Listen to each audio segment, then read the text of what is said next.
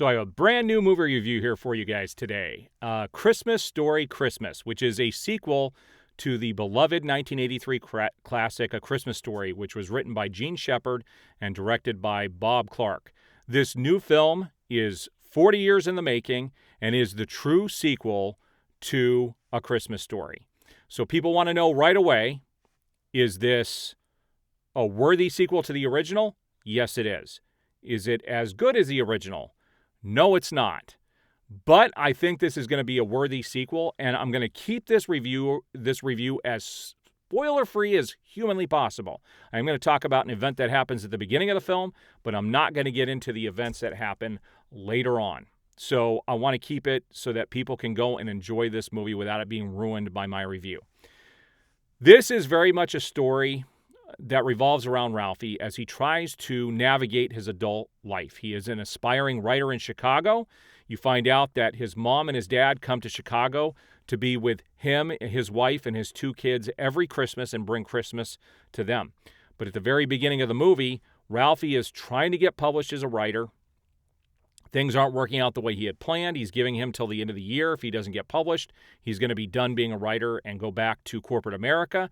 But he gets a call from his mom that his father had passed away very suddenly. And so he has to go back home with his family and spend Christmas with his mom and basically take the place of his dad, and a lot of shenanigans ensue. This movie is not as nostalgic as the original. They do use a lot of those yellow lenses and stuff to give you that feeling it does take place in the 70s. And so they're going to put some filters on the camera and try to give you that nostalgic feel. It's not quite as good as the original. I'd say about 75% of the feel is there. But they definitely, here's what I didn't like. When they introduced Schwartz and Flick, they actually show you little clips of the original movie to remind you who these people are. And I think anybody who's a Christmas Story fan is going to know who these characters are. They're played by the same people. All of the people that are in this film that play characters from the original film are played by the original actors. They all came back. The only person that did not come back is the mom. And I'm not really fond of the actress who plays the mom in this film. I've never really liked her or anything. Her voice is too high-pitched. She seems too happy. And I will tell you, this film is more overacted than the original. The acting in the original was more down-to-earth. This is definitely more in your face, more Hollywood-esque.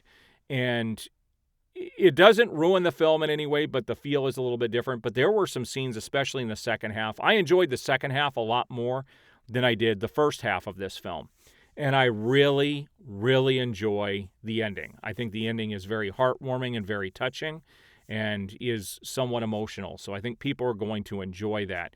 So this is actually a really good movie. Bob Clark was not the director, and I don't think this was written by Gene Shepard as well, but they do have somebody narrating this, and it is not the original narrator. And the guy who does the narration, he does his best to mimic the original guy, but he's a little bit more by the book. You can almost tell that he's reading in some cases. But it's enough that after a while you forget that somebody else is doing it. And it's actually a really good movie. I think it's a worthy sequel to the original.